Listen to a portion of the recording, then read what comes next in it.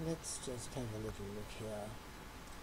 Let's have a look at a recent publication by the National Society for the Prevention of Cruelty to Children in the UK. This is available online, and I'll leave the link in the sidebar. From page 81, they've made this is new from them. They've made a statement on male circumcision.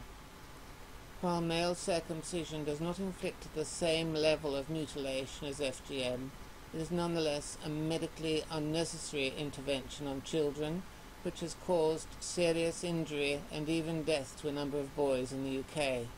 It is also something which a relatively small group of adult men bitterly regret, condemning it as human vivisection and sexual abuse. Male circumcision is, however, considered by many to be a tenet of two major world religions, Judaism and Islam, and has been the cultural norm in some Western countries. An estimated 21% of UK males are circumcised, though with significantly lower rates for younger age groups. Well, that's what they've come out with, what are they called again in the UK? The National Society for the Prevention of Cruelty to Children. Well, this is all that previously they've kept mum. They've not said anything in defence of little boys, as far as I know. If you know that they've spoken up for boys' genital integrity before, that they've defended the genital integrity of little boys, if you know that they've done that before, please let me know, but I haven't heard that they have. Let's have a look at what they've said anyway. Male circumcision. Let's have a look at it point by point. While male circumcision does not inflict the same level of mutilation as FGM, it is nonetheless a medically unnecessary intervention on children, which has caused serious injury and even death to a number of boys in the UK. Well, that is true. Boys have died. They have died. It is medically unnecessary, yes, and does not inflict the same level of mutilation as FGM. Well, anyone who's studied both FGM and MGM know that there are severe forms of FGM. There are you don't hear this often, but there are severe forms of MGM. For example, castration is a severe form of MGM, male genital mutilation. Male circumcision is not the same necessarily as female genital mutilation that goes beyond female circumcision.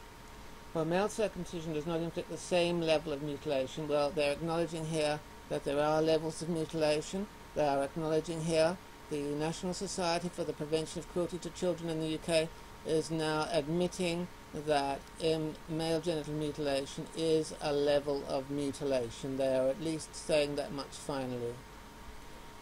And yes, no one's saying that the levels of FGM or MGM are always equal throughout history. You know, boys have had their testicles cut off. That's a form of MGM. Women can be infibulated or whatever it's called. That's FGM. You can have extremes of FGM. You can have extremes of MGM. You can cut the whole penis off. You can cut the testicles off. You can cut the clitoris off. You can cut everything. You can go to extremes in either FGM or MGM.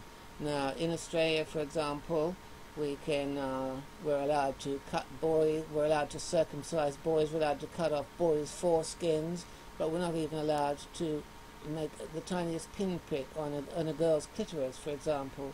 So, the levels of mutilation vary. I don't think anyone anyone under 18 should be genitally mutilated without their informed consent.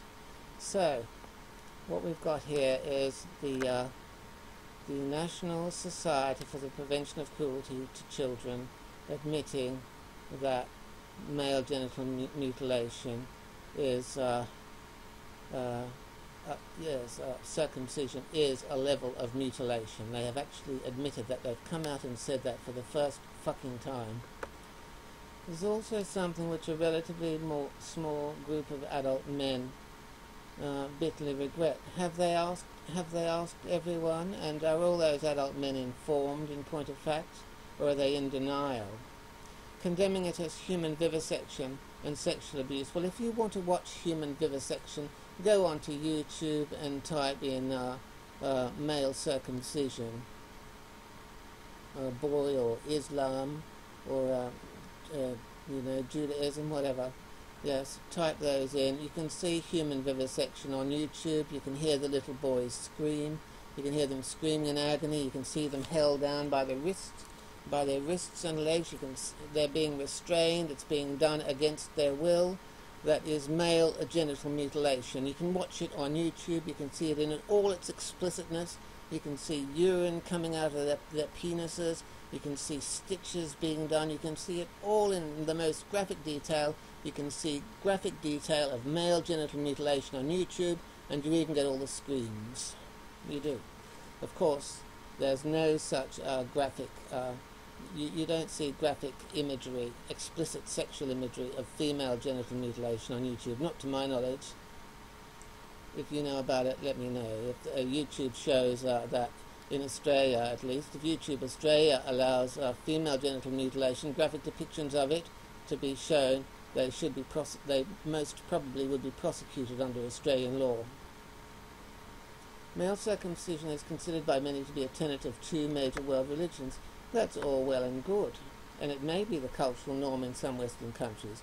It may be the cultural norm, but female genital mutilation is a cultural norm in some countries, not necessarily Western countries. An estimated 21% of UK males are circumcised, though with significantly lower rates for younger age groups. Well, I'm glad that the National Society for the Prevention of Cruelty to Children have finally said something. Let's just have a little look at them online, what they say on their YouTube page. They say, don't wait until you're certain. If you're worried about a child in need advice, call blah blah blah, or text or email them. So they want you to, is that a little boy up there on the top of their page, or is it a little girl? Anyway, they're saying, don't wait until you're certain. So they want you to speak up, even if you're not sure that a child is going to be damaged. I wonder if that would include boys being genitally mutilated. Our vision, the National Society for the Prevention of Cruelty to Children's purpose is to end cruelty to children. Full stop. Does full stop mean ending cruelty to little boys, that you won't genitally mutilate them anymore? Does it mean that? Our vision is of a society where all children are loved, valued, and able to fulfill their potential. You can't fulfill your full sexual potential if you have been genitally mutilated. If you are a genitally mutilated boy, you can't fulfill your full sexual potential. You cannot. You have a neurological deficit. You do. Your brain is wired to connect to a foreskin. If that foreskin is cut off, you are genitally mutilated. You have a deficit. You can't have full sexual function. You may be able to reproduce, yes, but you can't have a full sexual endowment, and you can't have all the sensations that someone with genital integrity would have. Yes. So they're saying they're out to protect children. Let's see now if they actually deliver the goods. They've acknowledged that male circumcision, as it's called, is a level of genital mutilation. Let's see if they really put their money where their mouth is and defend the genital integrity of little boys as well as the genital integrity of little girls.